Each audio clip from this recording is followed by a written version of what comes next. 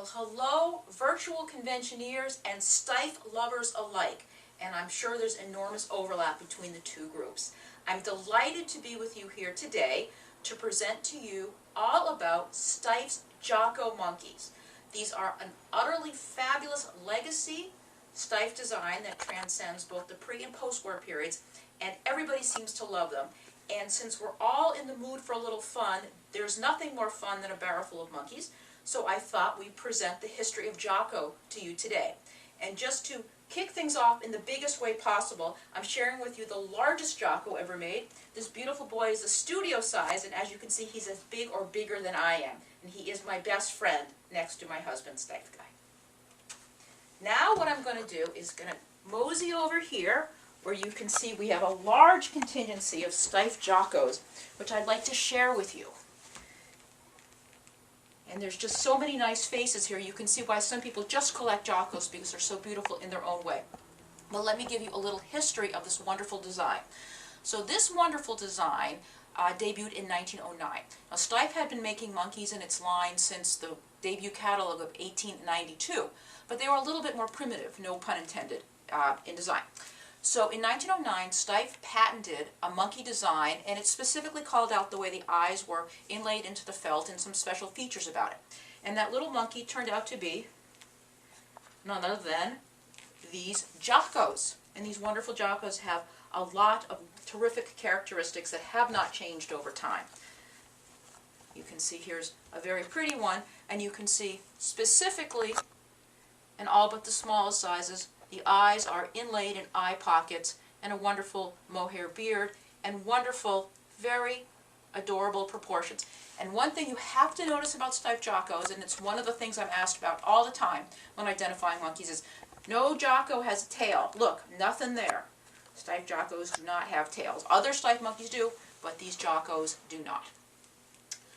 So, let me show you some very early Jockos and move through the line. I've got some sort of very early Jockos, some transitional ones, and some very interesting ones made during difficult times with transitional fabrics, early post-war, and then post-war, and I have novelties to share for you. And what you're going to see is over time, the design doesn't change all that much, but it just changes enough that you can sort of detect an old-fashioned property in the pre-war ones, and I'll try to show you some of the things to look out on that. And I'm going to show you some wonderful colors. The standard line Jockos were brown, which did debut in 1909. A white Jocko came out in 1925 because there was a very important piece of literature came out about a white monkey. So Steiff said, oh, everybody's talking about a white monkey, we'll make a white monkey too. So Steiff made the white monkeys too.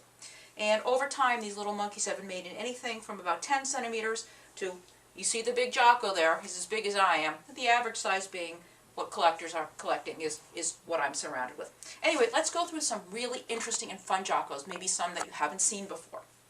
These little guys are the babies. These are pre-war Steiff Jockos. You see how cute they are?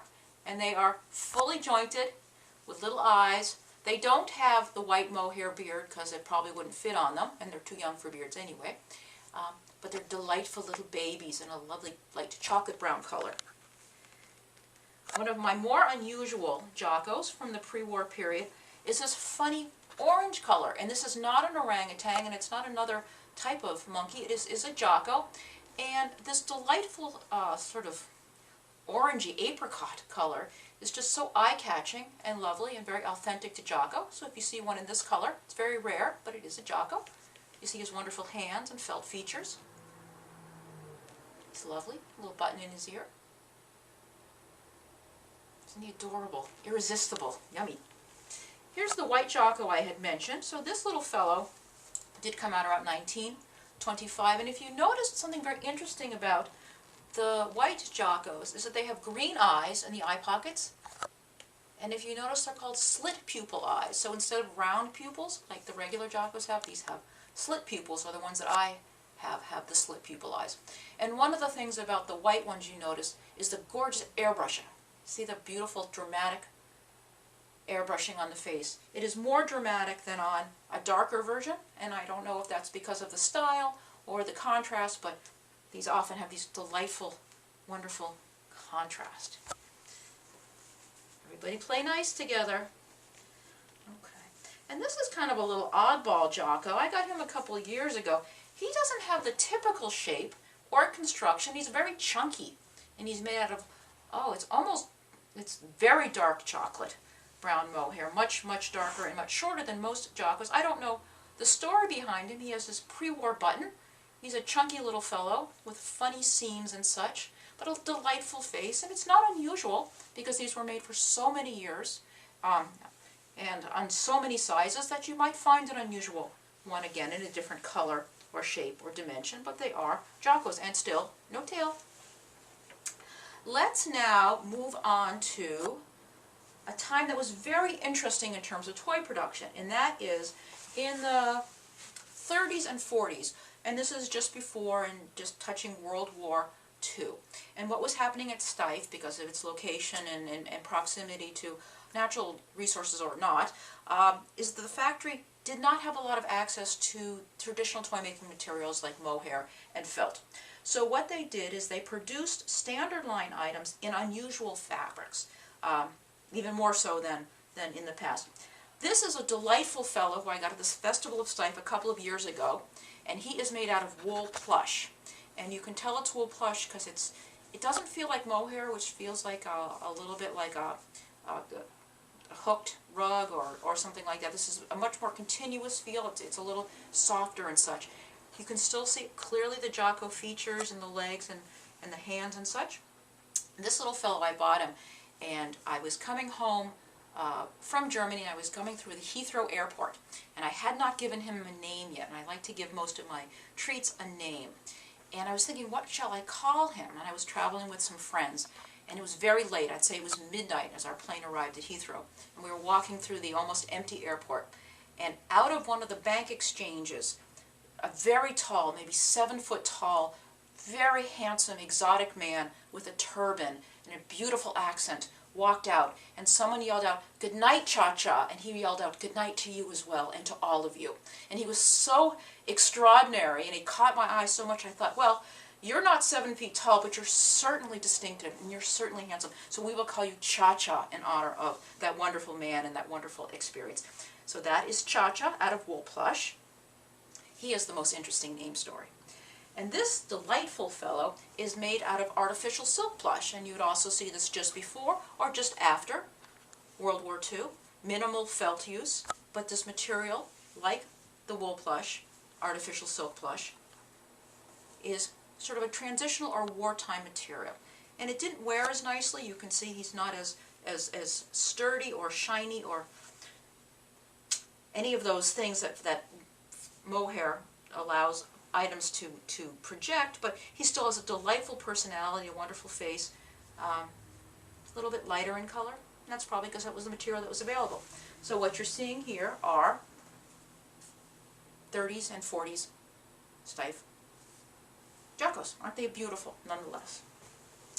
So, when things were back up and running at Steiff, the company produced their Jockos in pretty much the same pattern as pre-war. And see, he's got his wonderful expression. This one looks a little surprised. He's delighted to see you. He's surprised to see so many of you in our living room. That's his look of happiness. And what you can see here is his U.S. zone tag, which implies he was produced in the late 40s or early 50s at Steiff. And he's got a lovely face. And here's another little fellow from the same time period, and his button is blank, which tells you exactly he was made in the late 40s or early 50s, so he is one of Steiff's earliest post-war productions. And you can see these lovely fellows, just charming, and they're from the late 40s or early 50s. Just beautiful, happy faces. So this size, closed mouth, open mouth, just based on their size.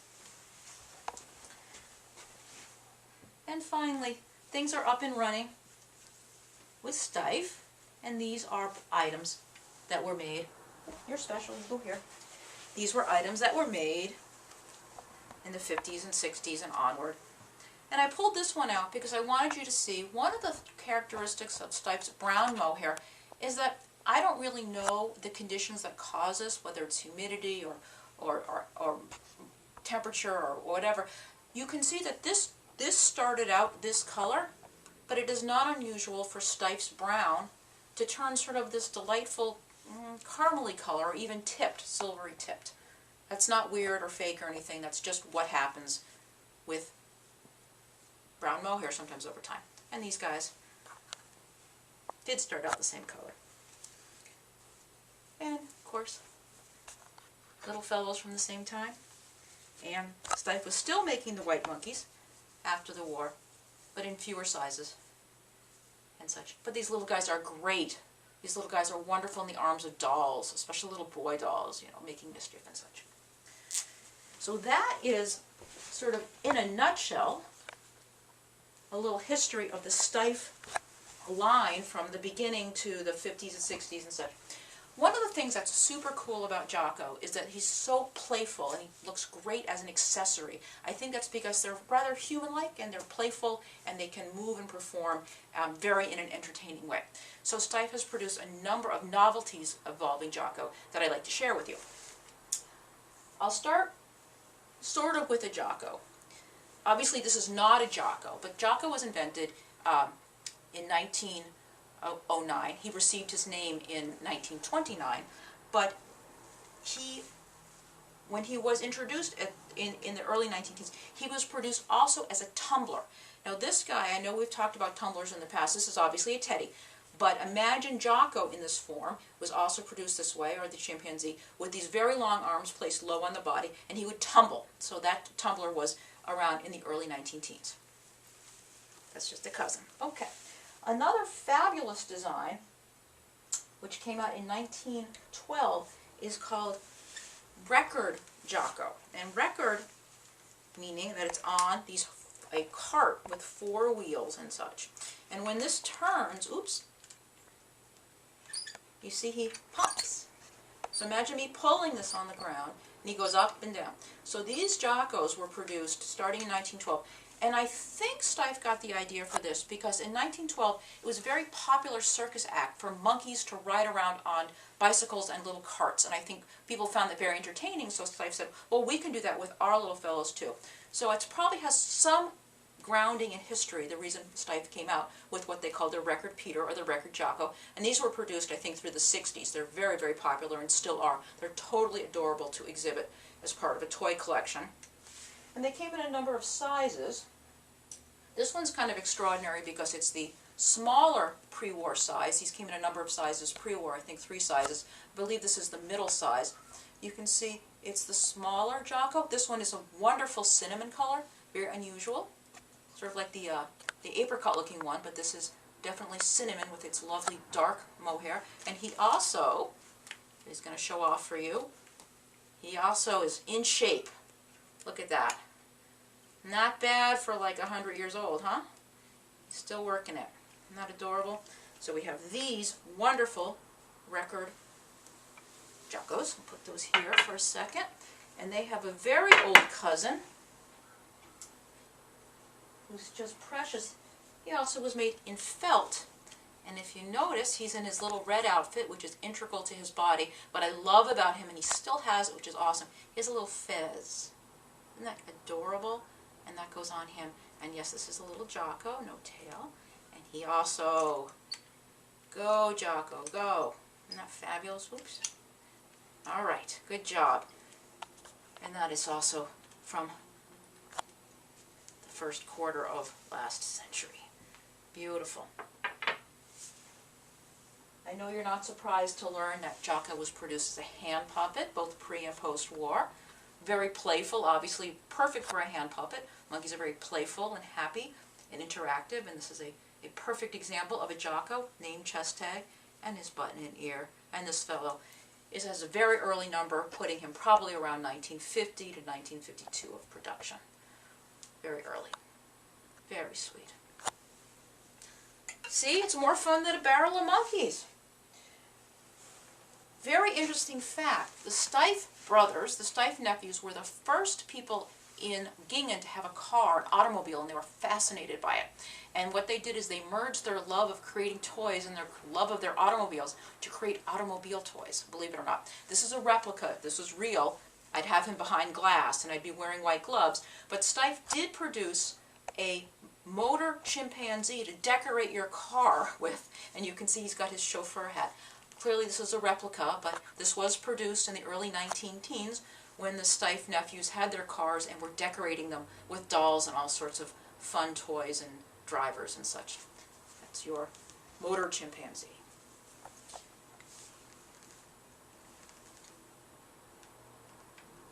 This is a really interesting item that features a teeny tiny Jocko who's seen better days, but that's okay because this is pretty rare. This is called a roly-droly, and when you pull this along, the yellow discs rotate in a circle. So it's like rolling and rolling, which is sort of German for moving along and funny in a happy way. And so Steiff would decorate some of their toys, this is from the late 1920s, it was only in the line for a few years, with little chimpanzees in white or in brown and such, and he'd ride with a circus bear. So that's Jocko as a passenger on a roly-droly. And I'm going to end on a very happy note. I hope you feel like singing. Here we have a delightful early post-war Jocko. Now, what's interesting about him, he's sort of like, do I have another one like you here? You can see he's very similar, and these two are best friends, but he has a big red spot on his belly, and that's not a patch. What that is, oh, he's working for you. Can you hear that? He's a pressed music box, which is a throwback to the Steiff's music production in the late 1920s and early 1930s. But this would say music on it in white. And so that's a very unusual Jocko. And what you might want to do, if you find an older Jocko who looks like he might have had something on his belly, give it a squeeze. You know, he'd probably like that. I like that. And see if he makes music. But you see his similar body construction and such, just feels a little heavier, and the same facial construction and such as this Jocko. So on that happy note and happy tune, all of my Jockos, my big ones to my small ones, and all these folks here, hope that they have brought a little sunshine to your day, and hope you've enjoyed our talk about Jocko at the Virtual Dog Convention. Thank you so much for your time, and as always, Teddy hugs.